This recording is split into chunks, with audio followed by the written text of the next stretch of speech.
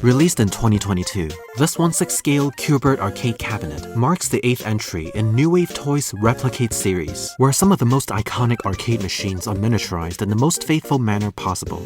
As per usual, each cabinet in this line is fully playable, and the craftsmanship is improved with every edition.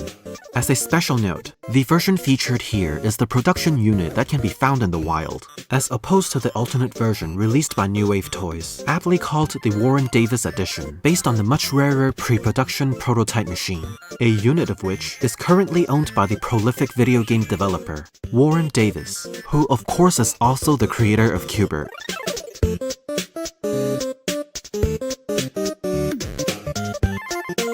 Like any reputable 6-scale products, there's a degree of authenticity to the composition. But instead of, say, the proper fabric to a figure costume, New Wave Toys had gone out of their way to build the cabinet body, using the most faithful material whenever possible.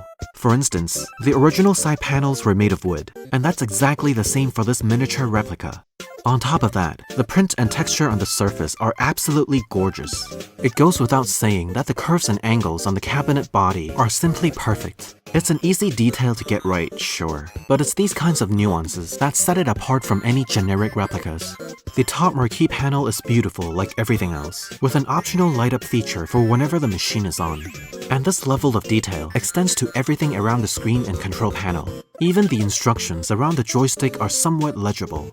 Just below the controls are the iconic glowing red quarter slots, which rest on these die-cast coin doors. And as you might have guessed, they can be opened, revealing a tiny storage space inside. And around the back, there's a decorative vent just above the power button and volume slider. As far as I can tell, these silver vents are just for show. The real speaker is down by the middle, where the cabinet access door would have been, and that's why there's this adorable little lock here. There's yet another thoughtfully placed speaker that hangs right above the screen, so the sound is directed right to the player. And finally, there's a series of ports by the bottom for charging and HDTV connection, which we'll see in a second. Packed with every box is this delicate instruction manual, which is made to look like it's printed in the 80s. Then we have this micro USB cable for recharging the built-in battery. Next is a set of 4 spare paddings, in case the ones on the bottom of the cabinet do come apart, which hopefully will be never. Last but not least, there's a set of 4 die-cast tokens, which has been a staple accessory of the series. They sadly can't be used in the coin slots, but these are nonetheless fun display pieces. And before jumping into the gameplay, let's get some technicalities out of the way. This cabinet stands at a little over 11 inches in height, about 4 and 5 inches in width and depth respectively, and weighs in at a little over 2.5 pounds. In the middle is a vertically oriented 4x3 LCD screen. The display here is clean and crisp, which matches the powerful sounds produced by the aforementioned front and back speakers. As for gameplay, this cabinet is essentially an emulator that's packed with 2 ROMs. First is of course Qbert, the 1982 isometric action puzzle classic. The second is the previously unreleased sequel, faster, harder, more challenging Qbert. Yep, rolls right off the tongue. The left coin insert is a button that adds credits. The translucent 1P, 2P start buttons are exactly what you would expect. The black ball-top joystick is precise as it is snappy, so controlling Qbert is a breeze even at this scale. You can also press down on it, which doubles as a confirmation button for the options menu. My favorite is the knocker replica, where a tiny rod would slam the side of the cabinet whenever Qbert or an enemy falls off the grid. See if you can hear it.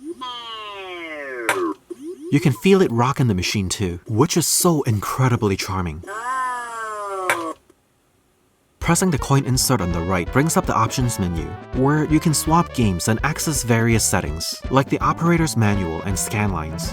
And when enabled, the latter is actually quite noticeable, despite the screen being so small. Combined with the functioning knocker mechanic, New Wave Toys had once again outdone themselves with this spectacular release.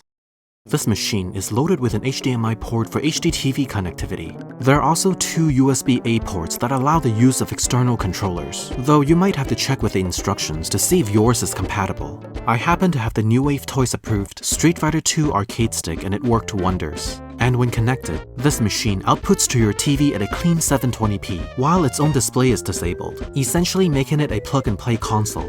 Still though, Playing for long periods over the TV with an external controller is much more comfortable than hunkering over the tiny machine. And finally, for the size comparison, let's first pitch this machine against some previous entries of the Replicade series, starting with the Street Fighter II cabinet, followed by Asteroids, and lastly, the Replitronics USB charging station disguised as a change machine. Having any single one of these machines is already a lot of fun, but having an aisle full of them is truly something special.